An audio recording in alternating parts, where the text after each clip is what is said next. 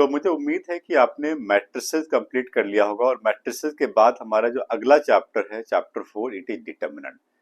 वैसे matrices and determinant एक ही unit है, बट फिर भी एनसीईआरटी के अकॉर्डिंग डिटर्मिनेंट एक अलग चैप्टर है जिसमें हम डिटर्मिनेंट के बेसिक को जानेंगे, डिटर्मिनेंट को सॉल्व करना सीखेंगे और उसके बाद मैट्रिसेस का सेकंड पार्ट पे आएंगे, that is adjoint inverse of matrices. तो मैट्रिक्स एंड डिटर्मिनेंट में फर्क क्या है पहले ये समझो बेसिक। मैट्रिक्स एक रेक्टेंगुलर अरेंजमेंट ऑफ एलिमेंट्स था जिसको सॉल्व नहीं किया जा सकता था, वो हमेशा उसी फॉर्मेट में होता था। जबकि determinant is always a square matrix. Determinant हमेशा एक स्क्वायर मैट्रिक्स के फॉर्म में होता है। ये 2/3, 3/2, 4/5, 1/4 इस तरह के ऑर्डर में नहीं हो सकता। तो आपके सिलेबस में सिर्फ दो तरह का डिटर्मिनेंट आपको पढ़ना है, आइदर 2/2 या 3/3। तो डिटर्मिनेंट सिर्फ स्क्वायर फॉर्म में होता है एंड डिटर्मिनेंट को सॉल्व किया जा सकता है। डिटर्मिनेंट को सॉल्व करके एक एग्जैक्ट न्यूमेरिकल वैल्यू फाइंड की जा सकती है। हाँ, डिटर्मिनेंट के एलिमेंट्स में numerical value, real number, decimal, fraction, trigonometric function, logarithmic function, inverse trigonometric function, complex number, किसी भी तरह के एलिमेंट्स हो सकते हैं जिसको कि सॉल्व किया जा सकता है। तो डिटर्मिनेंट को सॉल्व करने से पहले आपको फर्स्ट टॉपिक जानना पड़ेगा कि माइनस एंड कोफैक्टर क्या होता है, जिसके बेसिस पे हम इवैल्यूएशन ऑफ डिटर्मिनेंट सीखेंगे।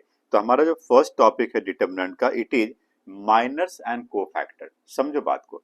अब ये माइनस एंड कोफैक्टर्स सिर्फ डिटर्मिनेंट में नहीं होता है, ये मैट्रिक्स का भी हो सकता है। एक ही बात है, या तो आप मैट्रिक्स का माइनर फाइंड करो या डिटर्मिनेंट का करो, बट याद रखना माइनस एंड कोफैक्टर उस मैट्रिक्स का पॉसिबल है जो स्क्वायर फॉर्म में है। इस पूरे चैप्टर में हम सिर्फ और सिर्फ स्क्वायर मैट्रिक्स के बारे में बात करेंगे, राइट। तो डिटर्मिनेंट शुरू करने से पहले मैं फिर से आपको याद दिलाता हूं, मैथमेटिक्स पढ़ने का नहीं बल्कि बल्कि सीखने का विषय है। और सीखने के लिए क्या चाहिए? Practice, practice and practice. और प्रैक्टिस कब करोगे? जब आप बेसिक कॉन्सेप्ट सीख चुके होगे। तो आपके पास नोटबुक होना चाहिए, पेन होना चाहिए, और जो भी इंपॉर्टेंट बातें लगती है, इवन बहुत सारी ऐसी भी चीजें जो मैं बोल तो रहा हूं बट लिख नहीं रहा हूं, उसको भी आपको अपने लैंग्वेज में नोट करना है, जिससे कि रिवीजन के समय आप उस नोटबुक से रिवाइज कर सको। ठीक है। दूसरी इंपॉर्टेंट बात, बहुत अच्छे कंसंट्रेशन के लिए हमेशा मैं कहता हूं हेडफोन यूज किया करो, उसके बाद लेक्चर को सुनो। चलो, स्टार्ट करते हैं माइनस से। सबसे पहले मैं आपको एक बेसिक स्टैंडर्ड मैट्रिक्स के फॉर्म में लेता हूं एक एग्जांपल। लाइक मेरे पास एक मैट्रिक्स है A11, A12, A21, A22। ये एक 2/2 मैट्रिक्स है और मुझे इसके हर एक एलिमेंट का माइनर पता करना है। मुझे इस मैट्रिक्स के हर एक एलिमेंट का माइनर पता करना है। तो माइनर क्या होता है? What do mean by the minor? यदि मैं 2/2 मैट्रिक्स की बात कर रहा हूँ, आइदर ये मैट्रिक्स में हो या डिटरमिनेंट में हो, कोई फर्क नहीं पड़ता माइनस में। जब आप माइनर फाइंड कर रहे हो, तो when we are finding the minor of 1 1, minor का बेसिक आइडिया समझो। जब आप किसी पर्टिकुलर एलिमेंट का माइनर फाइंड कर रहे हो, तो उस एलिमेंट का जो नाम है, उसके row number and column number को देखो। उस रो एंड उस कॉलम के सारे एलिमेंट को हटा करके जो एलिमेंट बचा वो उसका माइनर है। फिर से सुनो, मैंने क्या कहा? मैं कह रहा हूं कि A11 का माइनर पता करना है, M11 पता करना है। M11 का मतलब क्या है? Minor of first row first column. Minor of first row first column का मतलब है कि फर्स्ट रो के सारे एलिमेंट एंड फर्स्ट कॉलम के सारे एलिमेंट को हटा दो, बचा क्या? वो इसका माइनर है। सॉरी, आप देखो, फर्स्ट रो को एलिमिनेट करो, second row sorry first column को एलिमिनेट करो, क्या बचा? The element name is called 822। This is called the minor. मैं आगे एग्जाम्पल पे आऊंगा तो और बेटर समझ में आएगा। पहले आप आइडिया समझो, डेफिनेशन को समझो। उसी तरह से यदि मुझे कहा जाए कि आप एक काम करो, 1 2 का माइनर पता करो, how to get the minor of 1 2? 1 2 का मतलब फर्स्ट रो सेकेंड कॉलम। तो फर्स्ट रो को हटा दो एंड सेकेंड कॉलम को हटा दो, क्या एलिमेंट बचा? 821। ये इसका माइनर हो गया। मैं कहता हूं कि माइनर ऑफ 21 फाइंड करो, second row first column, second row and first column को हटा दो, क्या बचा? A12। फिर मैं कहता हूं माइनर ऑफ टू पता करो, second row and second column का माइनर पता करो। तो second row and second column के सारे एलिमेंट को हटा दो, क्या बचा A11, ये इसका माइनर हो गया। How to get the minor, what is the definition of minor? The element, the value except the ith row and jth column. I and J क्या था, row number and column number को represent करता था। अब मैं एक छोटा सा न्यूमेरिकल एग्जांपल लेकर के आपको बताता हूं। मान लो मेरे पास एक मैट्रिक्स है 1 -1 2 एंड 0, ये मेरे पास एक मैट्रिक्स है और मुझे कहा रहा है कि इसके सभी एलिमेंट का माइनर पता करो। Find the minor of all elements, इसके सभी एलिमेंट का माइनर पता करो। तो मैं यहाँ पे पहले फर्स्ट रो फर्स्ट कॉलम का माइनर पता करूंगा। आप देखो क्या आ रहा है, 0 of course, because first row and first column के सारे एलिमेंट को हटा दो, जो रिमेनिंग एलिमेंट है वो इसका माइनर है। फिर मैं कहता हूं कि एक काम करो, माइनर ऑफ 1 2 पता करो। ओके, यदि 1 2 पता करना है तो first row and second column को हटाना है। फिर मुझे कहा जा रहा है माइनर ऑफ 2 1 पता करो, second row and first column को हटाना है। Second row and first column क्या बचा, -1। फिर M22 पता करो, सेकेंड रो सेकेंड कॉलम को हटा दो, सेकेंड रो सेकेंड कॉलम क्या बचा, 1। इस तरीके से हम किसी भी मैट्रिक्स के किसी भी एलिमेंट का माइनर पता कर सकते हैं। How to get the minor, clear हो गया? मैंने अभी 2x2 आपको बताया है, अभी थोड़ा सा और रुको, बहुत धीरे धीरे चलेंगे। मैं 3x3 मैट्रिक्स का ही माइनर आपको बताऊंगा, पहले 2x2 समझो।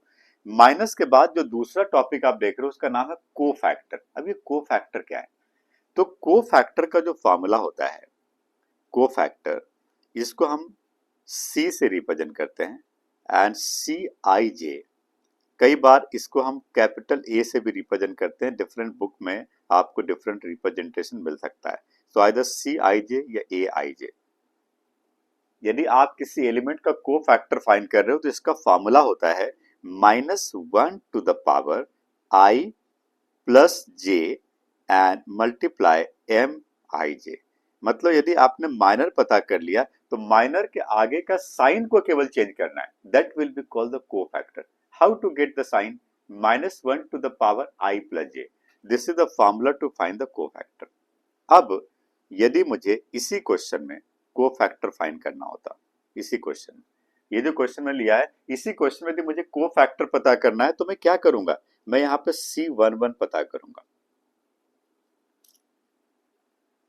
माइनर के आगे का साइन चेंज हो रहा है, तो -1 to the power 1 plus 1, -1 to the power 2 positive है और 0 आ गया।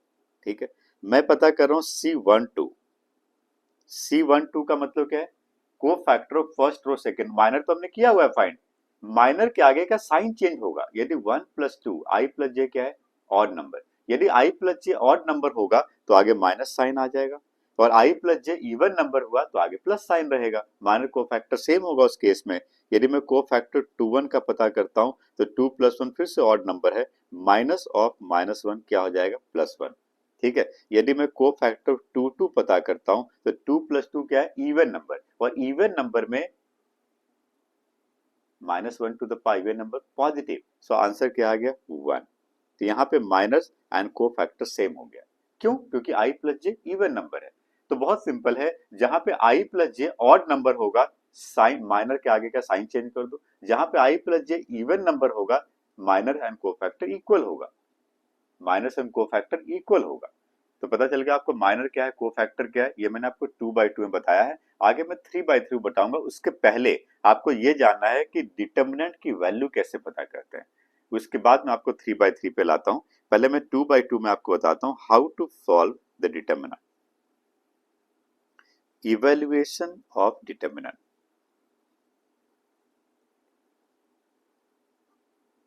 डिटर्मिनेंट की वैल्यू कैसे पता करते हैं, इसका लॉजिक क्या है समझो। मान लो मेरे पास एक डिटर्मिनेंट है स्टैंडर्ड फॉर्म में A11 A12 A21 A22। बहुत केयरफुल रहना, यदि किसी जगह पे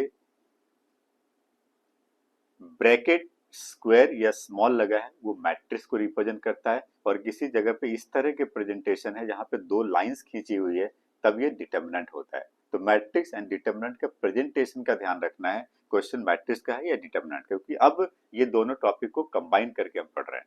सो now in this determinant we have to find the value, solve करना है डिटरमिनेंट को। तो डिटरमिनेंट को सॉल्व करने का फॉर्मूला है कि आप इस डिटरमिनेंट को किसी भी रो या किसी भी कॉलम के अलोंग एक्सपैंड कर सकते हो। और एक्सपेंशन का कॉन्सेप्ट कहता है, मान लो मैं इसको रो 1 के अलोंग एक्सपैंड करता हूं, तो इसका फॉर्मूला है element multiply it's cofactor and plus next element multiply its cofactor.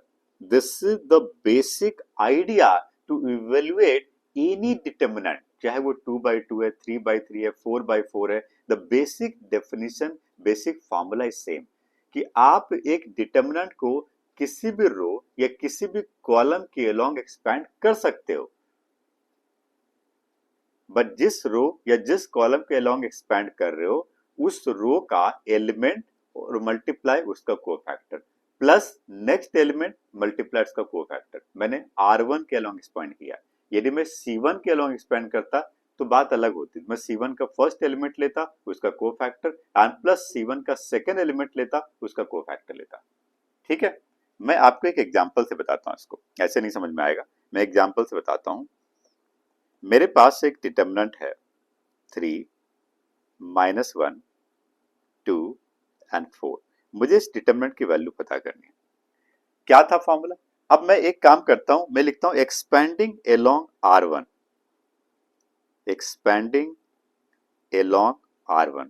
Expanding along R1 का मतलब है कि R1 का फर्स्ट एलिमेंट को लो और इसके कोफैक्टर को इससे मल्टीप्लाई करो।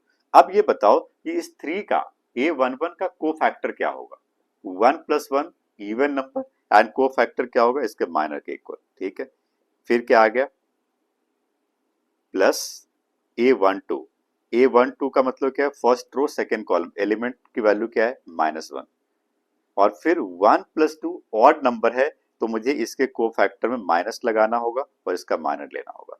तो ये बन गया 4 × 3 = 12 एंड प्लस 2। कितना आंसर आ गया? 14। तो ये बेसिक डेफिनेशन से मैंने इस डिटरमिनेंट को एक्सपैंड कर दिया और डिटरमिनेंट की एग्जैक्ट वैल्यू पता कर ली। फॉर्मूला क्या है कि जिस भी रो या जिस भी कॉलम को एक्स के अकॉर्डिंग एक्सपैंड कर रहे हो, उस रो या उस कॉलम का फर्स्ट एलिमेंट उसके कोफैक्टर से मल्टीप्लाई करो प्लस सेकेंड एलिमेंट उसके कोफैक्टर से मल्टीप्लाई करो। इसके पहले कोफैक्टर के ऊपर और प्रैक्टिस करो। मैं एक क्वेश्चन लूंगा अभी, बट आप जब इवेल्युएशन पे आ रहे हो तो पहले कोफैक्टर बहुत क्लियर होना चाहिए आपको, तो आपको डिटरमिनेंट सॉल्व करना इजी होगा। अब इस 2/2 डिटरमिनेंट को सॉल्व करने का एक शॉर्टकट मेथड भी है। शॉर्टकट मेथड 2/2 डिटरमिनेंट में फॉर्मूला लगाने की जरूरत नहीं है। मैं आपको एकदम बेसिक एंड शॉर्टकट मेथड बताता हूं जिससे कि आप इस डिटरमिनेंट की वैल्यू 1 मिनट में पता कर सको। तो शॉर्टकट मेथड ये कहता है कि आपको क्या करना है। सुनो, शॉर्टकट मेथड कहता है कि आपको डायगोनल एलिमेंट को पहले मल्टीप्लाई करना है। तो 3 × 4, बीच में माइनस साइन लेना है और फिर नॉन डायगोनल एलिमेंट को मल्टीप्लाई कर देना है। तो 4 × 3 = 12 एंड प्लस 2 क्या होगा? 14। ये है शॉर्टकट, एकदम सिंपल, कोई फॉर्मूला कोई फैक्टर कोई मानर की जरूरत नहीं है। बट ये कॉन्सेप्ट सिर्फ 2/2 में लगेगा, 3/3 में नहीं लगेगा। क्या कहा मैंने? एक और एग्जांपल से बताता हूं। यदि आपको किसी 2/2 डिटरमिनेंट को सॉल्व करना है तो बहुत आसान है। मैं एक एग्जांपल लेता हूं। मान लो मेरे पास एक क्वेश्चन है A, B, C and D। मुझे इस डिटरमिनेंट की वैल्यू पता करनी है। क्या होगा? मैंने क्या कहा? पहले क्रॉस मल्टीप्लाई करो डायगोनल एलिमेंट को एंड बीच में माइनस साइन लो और फिर नॉन डायगोनल को क्रॉस मल्टीप्लाई कर दो। That's it, simple, we got the value. इस तरह से अब ये डिटरमिनेंट में मैंने अलजेब्रिक एक्सप्रेशन या न्यूमेरिकल वैल्यू लिया। कई बार इसमें क्वेश्चन कॉम्प्लेक्स नंबर के फॉर्म में भी आ सकता है, जैसे 2 + 3i and 1 and 2 and 2 - 3i। कई बार क्वेश्चन कॉम्प्लेक्स नंबर में आ सकता है, ट्रिग्नोमेट्री में आ सकता है, लॉग में आ सकता है, कुछ भी हो, अलजेब्रा का किसी भी तरह का एलिमेंट हो, कोई फर्क नहीं पड़ता। आइडिया सेम है। क्या? क्रॉस मल्टीप्लाई करो पहले किसको? डायगोनल एलिमेंट को। तो 2 + 3i multiply 2 - 3i minus cross multiply करो नॉन डायगोनल एलिमेंट को। बिल्कुल क्लियर है। तो -1 मल्टीप्लाई 2 कर लिया हमने। अब इसको आइडेंटिटी लगा 4 minus 9 I square and -2। I square को -1 कहते हैं, तो 4 प्लस 9 एंड -2 क्या बन गया? 11। सॉल्व हो गया, एग्जैक्ट वैल्यू आ गई। तो डिटरमिनेंट सॉल्व करना, 2/2 डिटरमिनेंट सॉल्व करना बहुत आसान है।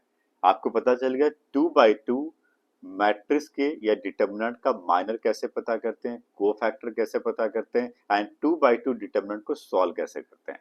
अब मैं आपको बताऊंगा माइनस एंड कोफैक्टर ऑफ 3/3। ये तो बात होगी 2/2। 3/3 के लिए बहुत कॉन्सेंट्रेशन की जरूरत है। थोड़ा लंबी सांस ले लो, पानी वानी पी लो, वीडियो को पॉज करो एंड फिर 3/3 पे आते हैं। यहाँ पे बहुत कॉन्सेंट्रेशन की जरूरत है।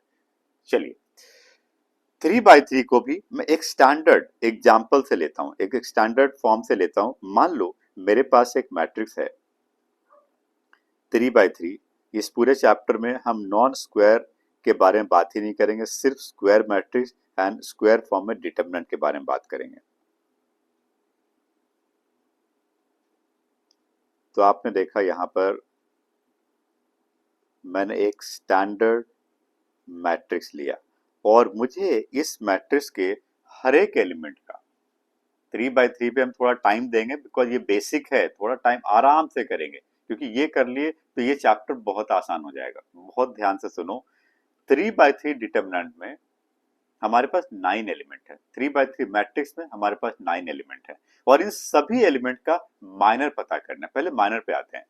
तो माइनर, सबसे पहले यदि मैं माइनर ऑफ 1 1 करता हूं, माइनर ऑफ 1 1 करता हूं, मैंने क्या कहा था? माइनर का बेसिक डेफिनेशन क्या है? माइनर का डेफिनेशन कहता है कि जिस एलिमेंट का आप माइनर फाइंड कर रहे हो उसका जो रो है और उसका जो कॉलम है उसको हटा करके जो एलिमेंट बचा उसको नोट कर लो, वही उसका आंसर होगा। तो यहाँ पे जब मैं M11 पता कर रहा हूं तो मुझे first row and first column को हाइड करना है। क्या करना है? फर्स्ट रो को हाइड कर दो, पेन रखो, अपने नोटबुक पे लिखो, पेन रखो, फर्स्ट रो पे एक पेन रख दो एंड सेकंड रो पे एक और पेन रख दो। First row and first column पे एक एक पेन रख दो और जो बचा उसको देखो। First row and first column पे एक पेन रखो, हटा दो, फर्स्ट रो के सारे एलिमेंट को हटा दो एंड फर्स्ट कॉलम को हटा दो। बचा क्या? जो एलिमेंट बचा उसको एज इट इज 2/2 डिटरमिनेंट के फॉर्म में लिख दो, बिकॉज 4 ही एलिमेंट बचा है। एज इट इज जैसा दिख रहा है वैसा ही लिख दो 2/2 डिटरमिनेंट के फॉर्म, बिकॉज 2/2 में तो एक ही एलिमेंट बच रहा था, वही उसका आंसर था। बट जब आप 3/3 में आते हो एंड आप यदि first row and first column को हाइड कर देते हो, एलिमिनेट कर देते हो, तो आपके 4 एलिमेंट बचता है। उन चारों एलिमेंट को एज इट इज एक डिटरमिनेंट के फॉर्म में लिखो, यही माइनर है। और इस डिटरमिनेंट को सॉल्व कैसे करना आपको पता है? क्या कहा था मैंने? क्रॉस मल्टीप्लाई करो, पहले डायगोनल एलिमेंट को माइनस साइन लो एंड नॉन डायगोनल एलिमेंट को इसके साथ मल्टीप्लाई कर लो। This is the value, answer. यदि ये न्यूमेरिकल वैल्यू होता तो एग्जैक्ट आंसर आ जाता। इसी तरह से आप ये ऑल 9 एलिमेंट्स का माइनर पता कर सकते हो। फिर से सुनो, मैं एक और एग्जांपल लेता हूँ, रैंडमली लेता हूँ। मान लो मुझे M23 पता करना है। M23 का मतलब क्या है? Second row third column. M23 का मतलब क्या है? Second row third column. तो मैं सेकेंड रो को हटा देता हूं, second row and third column को हटा देता हूं। सेकेंड रो थर्ड कॉलम को हटा दिया, क्या बचा? सेकेंड रो को हटा दिया, थर्ड कॉलम को हटा दिया। पेन रख दो, पेन रख दो नोटबुक पे, second row and third column पे एक एक पेन रख दो। क्या बचा? क्या बचा? अभी पेन से प्रैक्टिस करो, बाद में धीरे धीरे प्रैक्टिस हो जाएगी। मैंने क्या कहा था? सेकेंड रो को हटा दो, थर्ड कॉलम को हटा दो। सेकेंड रो थर्ड कॉलम को हटाने के बाद जो एलिमेंट बचा उसको एज इट इज मैंने लिख दिया। 2/2 डिटरमिनेंट में 4 ही एलिमेंट बचेगा और फिर इस डिटरमिनेंट की वैल्यू पता कर लो। वैल्यू 2/2 का आपको पता है, cross multiply of the diagonal element and minus another cross multiply of non diagonal element. इस तरह से हम किसी भी एलिमेंट का माइनर पता कर सकते हैं। आप कोई भी उठा लो, 9 माइनस इसमें पता कर सकते हो। मैं कहता हूं कि A31 पता करो, बहुत बढ़िया। A31 का मतलब है कि आप third row and first column को हटा दो। Third row and first column को, थर्ड रो फर्स्ट कॉलम को हटा दिया, क्या बचा? देखो, A12, A13, A22, A23। तो ये बन गया A12 multiply A23 minus A13 multiply A22। Done. तो मैंने आपको 1 2 3 एग्जांपल दिए, बाकी अब वीडियो को पॉज करके आप सारे एलिमेंट का मान पता कर सकते हो। वैसे अभी रुक जाओ, मैं आपको जब न्यूमेरिकल एग्जांपल लूंगा तो और आसान हो जाएगा। तो ये हो गया माइनर। अब को फैक्टर क्या होगा? तो को फैक्टर तो आसान है, को फैक्टर तो माइनर ही होता है, उसका साइन चेंज हो जाता है। तो को फैक्टर जो आप फाइंड करने जाओगे तो क्या होगा कि आपका जहां पे आई प्लस जे इवन नंबर है वहां पे साइन माइनस एंड को फैक्टर सेम होगा, जहां पे ऑड नंबर आ रहा है वहां पे साइन चेंज हो जाएगा। तो माइनर एंड को फैक्टर में ये डिफरेंस होगा। ठीक है, तो जहां जहां पे मैंने माइनस लगाया है इन सारे एलिमेंट का जब आप को फैक्टर पता करोगे तो माइनस के आगे का साइन चेंज कर दोगे। जहां जहां पे मैंने प्लस लगाया है इन सभी एलिमेंट में माइनस ही को फैक्टर होगा। सुनो क्या कहा मैंने, जिन एलिमेंट में मैंने प्लस लगाया है वहां पे आई प्लस जे इवन नंबर है और वहां पे माइनर ही को फैक्टर है, बट जहां जहां पे मैंने माइनस लिया है वहां पे माइनर के आगे माइनस साइन लगाएंगे तो को फैक्टर बन जाएगा। ठीक है, तो आपको याद रखना है 1 2 2 1 2 3 3 2, इन चार एलिमेंट में साइन चेंज होता है और बाकी सारे एलिमेंट में माइनस ही को फैक्टर है, कोई फर्क नहीं पड़ रहा। अब कुछ क्वेश्चंस पे आते हैं, ये तो हो गया माइनस की बात, को फैक्टर की बात, और मैंने 2/2 3/3 दोनों बताया। पहले कुछ क्वेश्चन देखते हैं, उसके बाद हम इवेल्युएशन ऑफ 3/3 पे आएंगे। मेरे पास एक क्वेश्चन है जिसमें लिखा हुआ है, एनसीईआरटी से मैंने लिया है, राइट द माइनस एंड को factor of the elements of following determinant. देखो जिन बच्चों के पास एनसीईआरटी की पुरानी बुक है, आप 2025-26 की जो नई बुक आई है एनसीईआरटी की, यदि नहीं है आपके पास तो एनसीईआरटी की वेबसाइट से डाउनलोड कर लो और वहां से करो। बिकॉज एनसीईआरटी की बुक में ना थोड़े बहुत चेंजेस पिछले 3-4 सालों से हर साल आ रहे हैं, थोड़े बहुत चेंजेस आ रहे हैं। इस बार भी थोड़ा सा चेंज, एक्सरसाइज थोड़ी इधर उधर है, तो आप जरूर नई वाली बुक से करना तो बेटर होगा आपके लिए। ठीक है, चलो तो आप क्वेश्चन क्या है, राइट माइनस एंड को factor of the elements of the following determinant. ठीक है, ओके तो मैं मुझे इस डिटरमिनेंट के हर एक एलिमेंट का माइनस एंड को फैक्टर पता करना है। तो मैं आपके लिए सॉल्व कर देता हूं, एक 2/2 का और एक 3/3 का। 2/2 का मेरे पास ये क्वेश्चन है, मैं सबसे पहले इसका माइनर पता करता हूँ M11, क्या मिलेगा जी 3। फिर मैं पता करता हूँ M12, 12 का मतलब क्या है, फर्स्ट रो सेकंड कॉलम, तो फर्स्ट रो हटा दिया मैंने, सेकंड कॉलम हटा दिया 0। फिर मैं आपको पता करता हूँ M21, second row first column, second row first column को हटा दिया -4। फिर मैं पता करता हूँ M22, second row second column को हटा दिया तो बचा 2, ये हो गया माइनर। अब मैं जब को फैक्टर की बात करूंगा, को फैक्टर, तो को फैक्टर में केवल साइन चेंज करना है। को फैक्टर में क्या करना है, साइन चेंज करना है। कहाँ कहाँ पे चेंज करना है, जहां पे आई प्लस जे ऑड नंबर है तो यहाँ पे आएगा पॉजिटिव, यहाँ पे आएगा नेगेटिव, यहाँ पे नेगेटिव, यहाँ पे पॉजिटिव, और माइनर की वैल्यू पुट कर दो। जहां पे आई प्लस जे इवन नंबर था पॉजिटिव रखा, जहां पे आई प्लस जे ऑड नंबर था नेगेटिव रखा, और क्या करो माइनर की वैल्यू पुट कर दो। माइनर तो फाइंड किया उन्हें, +3 -0 तो 0 ही होता है, माइनस ऑफ -4 क्या हो जाएगा, +4 हो जाएगा। ठीक है, एंड +2 इज +2, तो ये हो गया कोफैक्टर। इस तरीके से आप किसी भी 2/2 डिटर्मिनेंट का माइनस एंड कोफैक्टर पता कर सकते हो। Now let's talk about the 3/3। Okay, कौन सा क्वेश्चन लूं, सेकंड क्वेश्चन का सेकंड पार्ट ले लेता हूं, तुम कोई भी कर लो, एनसीईआरटी से बाकी कर लेना, मैं एक एग्जांपल लेके बताता हूं आपको। तो मेरे पास है 1 0 4 3 5 -1 0 1 2। ठीक है, मुझे माइनर पता करना है, मैं कुछ एग्जांपल सॉल्व कर लेता हूं, मुझे माइनर पता करना है। मैंने जो आइडिया आपको बताया था मैं ऐसी एज इट इज लिख रहा हूं उसको, माइनस पता कर। फर्स्ट रो फर्स्ट कॉलम को हमने हटा दिया, फर्स्ट रो पे एक पेन रख दिया, फर्स्ट कॉलम पे एक पेन रख दिया, जो एलिमेंट बचा जो दिख रहा है उसको हमने डिटरमिनेंट पे लिख दिया और इस डिटरमिनेंट को सॉल्व कर लिया। 5 2 10 माइनस ऑफ -1 तो क्या हो गया 11। ठीक है, वैल्यू आ गई एग्जैक्ट। ओके, माइनर ऑफ 1 2 पता करते हैं, first row and second column. First 1 2 ना, फर्स्ट रो हटा दिया, सेकंड कॉलम हटा दिया, क्या बचा रहे, फर्स्ट रो सेकंड कॉलम हटा दिया, 3 0 -1 2, 3 2 6 -0 is 6।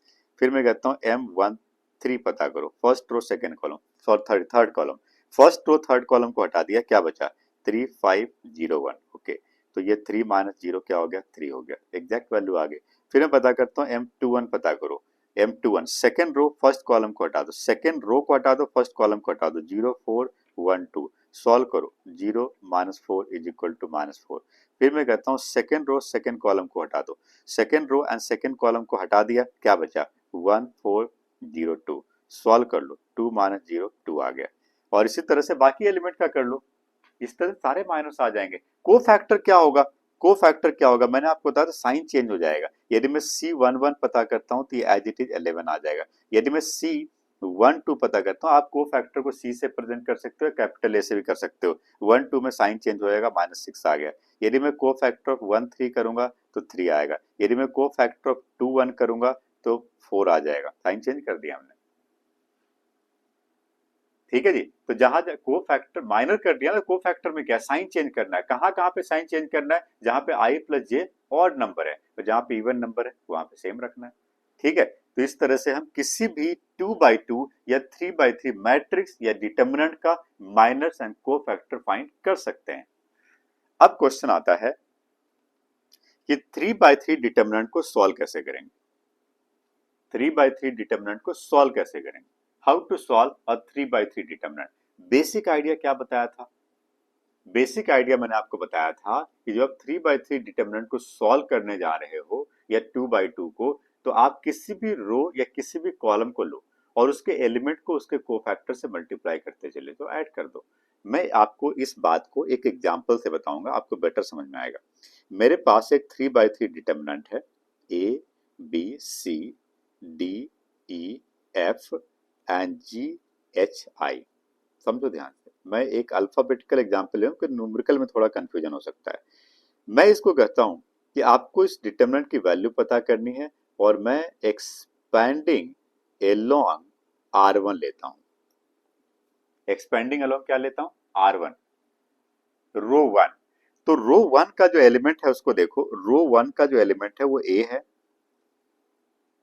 रो 1 का एलिमेंट है B है और रो 1 का एलिमेंट C। साइन मैंने यहाँ पे क्यों लगाया, इसलिए लगाया बिकॉज जहां पे i plus J even number था पॉजिटिव लिया और नंबर था नेगेटिव लिया, हम को फैक्टर नहीं सीधा माइनस लिख देंगे साइन चेंज करके। तो पहले हमने एक एलिमेंट लिया A और A का मुझे लिखना है माइनर। A का माइनर क्या होगा, E F H I, बहुत बढ़िया। फिर साइन चेंज करो, साइन चेंज करो यहाँ पे -b और फिर B के सामने का रो एंड कॉलम हटा दो तो क्या बचा, D F G I। B कौन सा एलिमेंट है, B first row second column है, तो मैंने first row and second column को हटा दिया। फिर प्लस C, देखो 2-3 क्वेश्चन प्रैक्टिस करते करते समझ में आ जाएगा। अब C जो है ना वो फर्स्ट रो थर्ड कॉलम है, तो first row and third column को हटा दो, जो बचा उसका माइनर लिखो, first row and third column को हटा दिया, क्या बचा, D E G H। अब मैं इस सारे 2x2 डिटरमिनेंट को सॉल्व करूंगा तो A multiply EI minus FH। यदि न्यूमेरिकल होता तो एग्जैक्ट वैल्यू आ जाती, मैंने अल्फाबेटिक लिया था समझने के लिए, क्रॉस मल्टीप्लाई करके सब्ट्रैक्ट कर रहे हो आप इसको, तो 2x2 मैंने सॉल्व कर लिया and plus C multiply DH minus EG। सो ये बन गया। अब इसमें आप चाहो तो ये पूरा ब्रैकेट हटा दो और आपको एग्जैक्ट वैल्यू आ जाएगी, ये तो डिपेंड करता है क्वेश्चन के ऊपर। ये मैंने आइडिया आपको बताया कि 3x3 डिटरमिनेंट को सॉल्व कैसे करना है। यदि आप फर्स्ट रो के अलोंग ले रहे हो तो साइन पॉजिटिव नेगेटिव पॉजिटिव लेना है, और उसी तरह सेकंड रो के अलोंग लेंगे तो नेगेटिव पॉजिटिव नेगेटिव लेंगे, क्वेश्चन पे डिपेंड करता है। साइन मैंने आपको बताया हुआ है। अब मैं एक न्यूमेरिकल एग्जांपल लेकर के बताता हूं इसके ऊपर। जैसे मेरे पास ये क्वेश्चन है और लिखा इवेल्युएट द डिटरमिनेंट। यदि मैं फर्स्ट पार्ट को देखता हूं, मैं पूरा सॉल्व करके बताता हूं। ज्यादातर देखो, ज्यादातर क्वेश्चन में वैसे हम ट्राई करते हैं कि R1 के अलोंग एक्सपैंड करें, बट जरूरी नहीं है। आप ऐसा भी सोच सकते हो कि जिस रो या जिस कॉलम में सबसे ज्यादा नंबर ऑफ जीरोज है, यदि उसके अलोंग एक्सपैंड करेंगे तो एक्सपेंशन आसान हो जाएगा। यदि मैं इस क्वेश्चन में एक्सपैंडिंग अलोंग रो 2 करता हूं तो ये बहुत आसान हो जाएगा। एक्सपैंडिंग अलोंग रो 2 यदि मैं करता हूं, बिकॉज रो 2 में क्या है, 2 जीरोज हैं। अब यहां पे मैं साइन की बात करता हूं, तो मैंने यहां पे कहा था ये आपका second row and first column है, तो यहाँ पे नेगेटिव साइन आता है, ओके, यहाँ पे पॉजिटिव साइन आता है और यहाँ पे नेगेटिव साइन आता है। देख लो क्या आता है, नेगेटिव पॉजिटिव नेगेटिव, बट पहला दो एलिमेंट लेना ही नहीं है बिकॉज वो जीरो है। यदि मैं इसको एक्सपैंड करता हूं तो मैं यहाँ पे लिख सकता हूं कि value of this determinant 3 -1 -2 0 0 -1 and 3 -5 0। मैं इसको R2 के अलॉन्ग एक्सपैंड करूंगा तो पहले 0 आएगा। पहला एलिमेंट R2 का क्या है? 0। एंड 0 का को फैक्टर या माइनर लिखो नहीं लिखो क्या फर्क पड़ता है, तो 0 है। दूसरा एलिमेंट भी क्या है? 0। इसमें भी क्या फर्क पड़ता है? और तीसरा एलिमेंट -1 है और -1 का नाम क्या है? ये इसका नाम है second row third column. 2 + 3 odd number, तो आगे लेना पड़ेगा माइनस साइन और फिर एलिमेंट का नाम -1 और फिर इस -1 का माइनर, तो क्या हो जाएगा? 3 -1 3 -5। क्या कहा मैंने? मैंने आपको आइडिया दिया कि जब भी आप किसी डिटरमिनेंट को एक्सपैंड कर रहे हो तो आप देखो किस रो या किस कॉलम में ज्यादा जीरोज हैं, उसको एलोंग यदि एक्सपैंड करोगे तो आपको बहुत कम मेहनत करनी पड़ेगी और हमें बहुत ज्यादा 2/2 डिटरमिनेंट इसमें सॉल्व नहीं करना पड़ेगा, एक ही करना पड़ा बिकॉज सब जीरो था। तो 1 × -15 एंड -+3, तो आंसर आ गया -12। डिटरमिनेंट की वैल्यू पॉजिटिव, नेगेटिव, जीरो कुछ भी हो सकता है, ये डिपेंड करता है क्वेश्चन के ऊपर।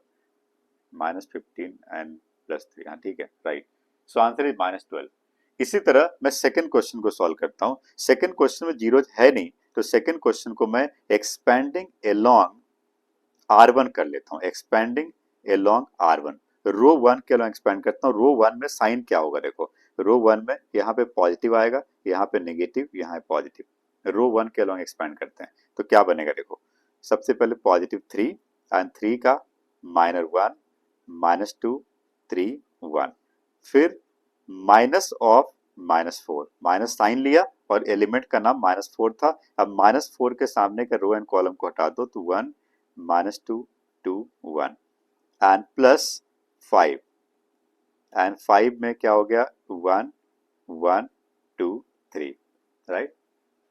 ठीक है, अब इसको एक्सपेंड करते हैं तो 3 × 1 -6 +4 × 1 +4 एंड +5 × 3 -2। अब तो 2/2 पे एक्सपर्ट हो चुके हो आप लोग।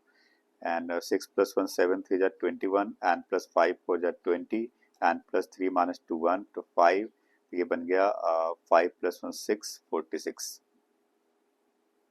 ठीक है, सो this is the exact value of this determinant. इस तरह से आप किसी भी तरह के डिटरमिनेंट को सॉल्व कर सकते हो, इवन वो डिटरमिनेंट भी जहां पे डिटरमिनेंट का एलिमेंट ट्रिग्नोमेट्रिक फंक्शन होगा। कई सारे क्वेश्चन आपको एनसीईआरटी में मिलेंगे जहां पे एलिमेंट न्यूमेरिकल नहीं बल्कि ट्रिग्नोमेट्रिक है, तो वहां पे सॉल्व कर लेंगे एंड थोड़ी बहुत जरूरत पड़ने में ट्रिग्नोमेट्री लगा लेंगे सिंप्लीफिकेशन के लिए, राइट।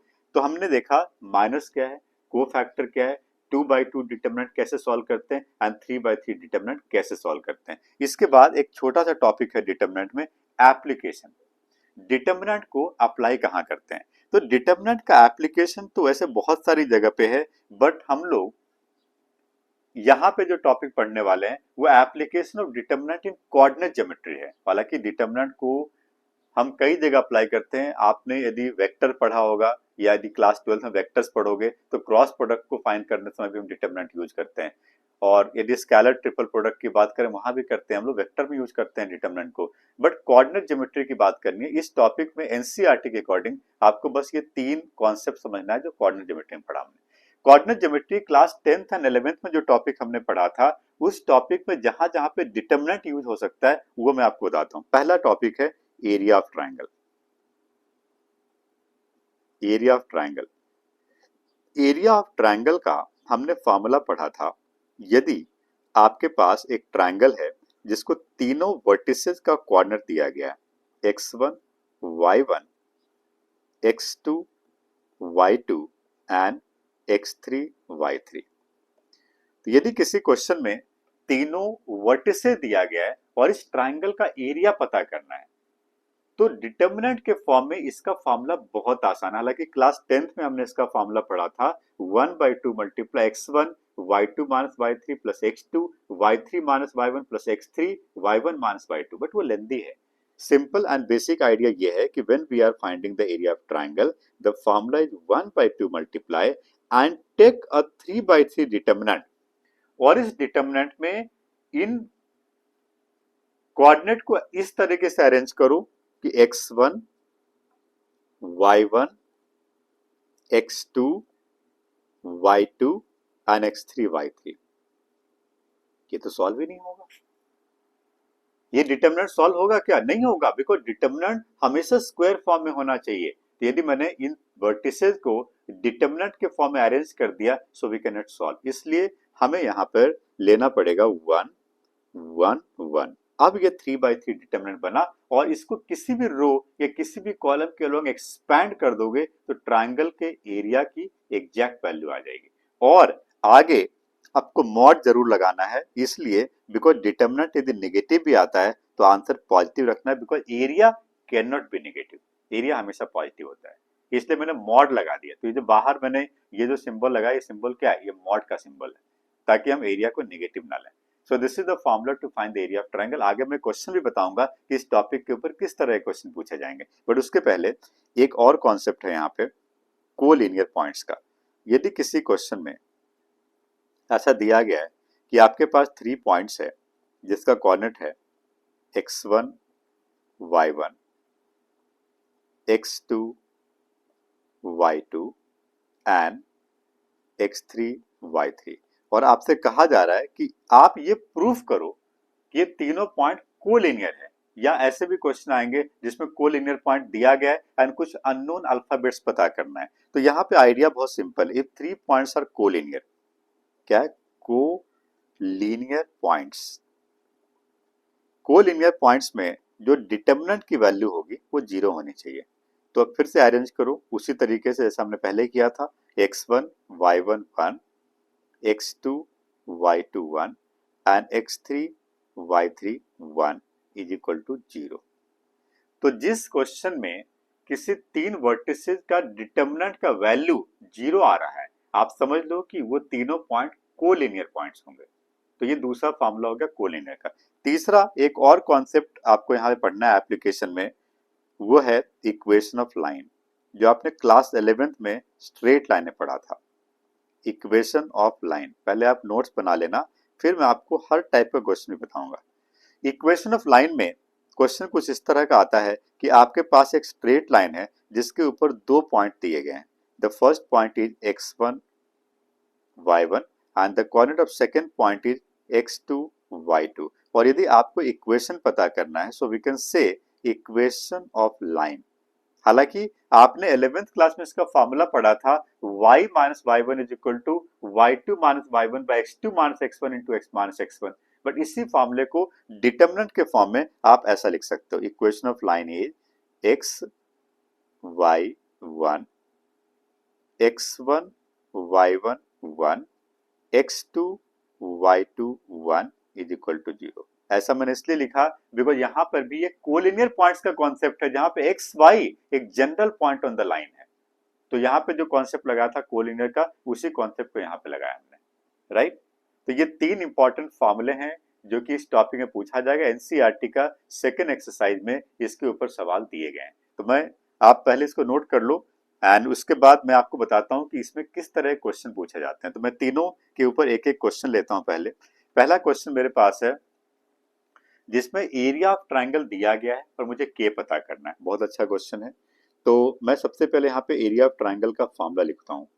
एरिया ऑफ ट्रायंगल को डेल्टा से रिप्रेजेंट करते हैं। फॉर्मूला लिखते हैं 1/2 multiply x1 y1 1 x2 y2 1 x3 y3 1। ठीक है। अब आप देखो x1 y1 क्या है, देखो ये है आपका x1 y1, ये दूसरा पॉइंट आपके पास x2 y2, तीसरा पॉइंट आपके पास x3 y3। We can put the value and area of triangle भी दिया गया है। एरिया ऑफ ट्रायंगल 35 पुट कर दिया मैंने। 1/2 मल्टीप्लाई x1 y1 क्या हो गया 2 minus 6 1 x2 y2 5 4 1 x3 y3 k 4 1। ठीक है। क्रॉस मल्टीप्लाई करें तो 35 टू जा क्या हो गया 70 इज इक्वल टू, अब इस डिटरमिनेंट को एक्सपैंड, क्रॉस मल्टीप्लाई कर दिया, 2 को क्रॉस मल्टीप्लाई कर दिया, अब इस डिटरमिनेंट को एक्सपैंड कर दो अलोंग फर्स्ट रो। यदि आप इवैल्यूएशन ऑफ डिटरमिनेंट के ऊपर प्रैक्टिस कर चुके हो, नहीं किया तो प्रैक्टिस करो।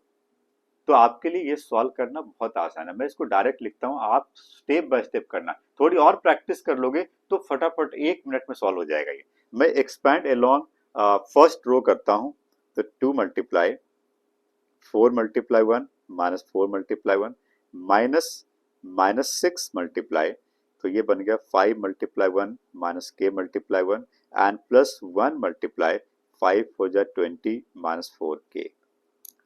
So this is called 70 is equal to 0 and plus 6 5 are 30 minus 6k and plus 20 minus 4k। तो ये बन गया 70 is equal to 50 minus 10k। ठीक है, मुझे k की वैल्यू पता करनी है। 70 माइनस 50 हो गया 20 is equal to minus 10k। तो k की वैल्यू क्या आ गई? -2। ठीक है जी। सो k इज इक्वल टू क्या आ गया? -2। मतलब यदि k की जगह -2 लिया जाता तो इस ट्रायंगल का एरिया 35 स्क्वायर यूनिट हो जाता। सिंपल, ये तो फॉर्मूला बेस्ड टॉपिक था बिल्कुल।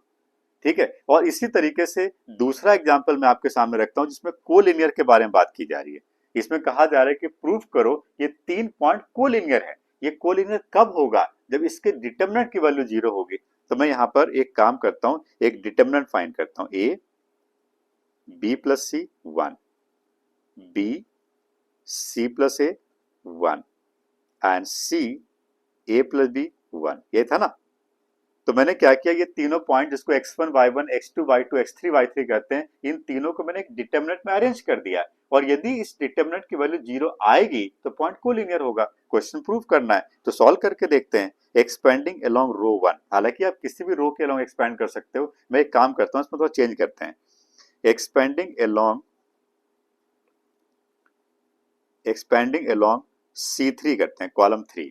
कॉलम 3 थोड़ा आसान होगा। अब कॉलम 3 में जो साइन के होगा, ये होगा पॉजिटिव, ये होगा नेगेटिव और ये होगा पॉजिटिव। ठीक है, ये होगा ना कॉलम 3। कॉलम 3 में तो हमारे पास 1 3 है, 2 3 है एंड 3 3 है, राइट। अब देखो एक्सपेंडिंग अलोंग कॉलम 3 करते हैं, तो 1 मल्टीप्लाई 2 बाई 2 लिख दूं क्या? पहले लिख देता हूं, b c plus A and c a plus b। दूसरा एलिमेंट माइनस में होगा, -1, और सेकेंड रो थर्ड कॉलम को हटा दो, सेकेंड रो थर्ड कॉलम को हटा दो, a b plus c and c a plus b। ठीक है, तीसरा एलिमेंट हमारे पास है 1, और अब हम थर्ड रो थर्ड कॉलम को हटा देते हैं, तो a b plus c and b c plus a। ठीक है, यदि मुझे प्रॉपर्टी ऑफ डिटरमिनेंट पता होता तो ये क्वेश्चन और आसान हो जाता, बट कोई बात नहीं। प्रॉपर्टी ऑफ डिटरमिनेंट टॉपिक पहले सिलेबस में हुआ करता था, अब नहीं है, कोई बात नहीं, एक्सपैंड करते हैं इसको। तो b सीधा मल्टीप्लाई करके सब्ट्रैक्ट कर लेता हूँ, इजी हो जाएगा।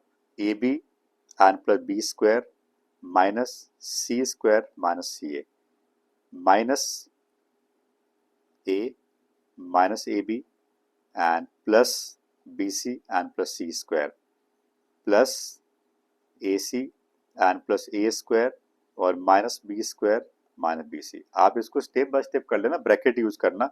अब देखो क्या हो रहा है, सी स्क्वायर से सी स्क्वायर कैंसिल हो रहा है, बी स्क्वायर से minus B square cancel, A B से minus A B cancel, minus C A से A C cancel and A square था, सॉरी, माइनस ए स्क्वायर से A square cancel and B C से B सी cancel. क्या हो गया? 0। नहीं भी कैंसिल हो रहा है तो कर दो, क्योंकि कोलिनियर प्रूफ करना था, और कोलिनियर प्रूफ करने के लिए 0 आना ही चाहिए था। We got 0, so therefore we can say given points A, B and C are collinear points। इसलिए पॉइंट क्या हो गया? कोलिनियर हो गया। एनसीईआरटी के एग्जांपल्स मैंने लिए हैं, आप किसी रेफरेंस बुक से भी एप्लीकेशन ऑफ डिटरमिनेंट के ऊपर क्वेश्चन को प्रैक्टिस करिए। एक और क्वेश्चन इक्वेशन ऑफ लाइन का है, ये भी मैं आपको बताता हूं। एक मेरे पास क्वेश्चन है, इसका फर्स्ट पार्ट में लेता हूं।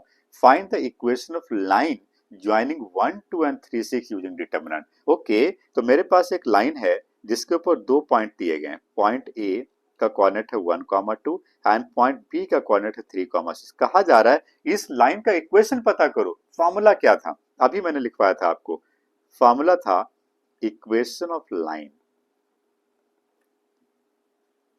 इक्वेशन ऑफ लाइन डिटर्मिनेंट के फॉर्म में। 11th क्लास के उस फॉर्मूले मत जाओ, क्योंकि इसमें लिखा है यूजिंग डिटर्मिनेंट, लिखा हुआ है बिल्कुल क्लियर। तो ऐसा नहीं कि 11th क्लास में जो फॉर्मूला पढ़ा था उसको लगा दो, डिटर्मिनेंट के फॉर्म में करो।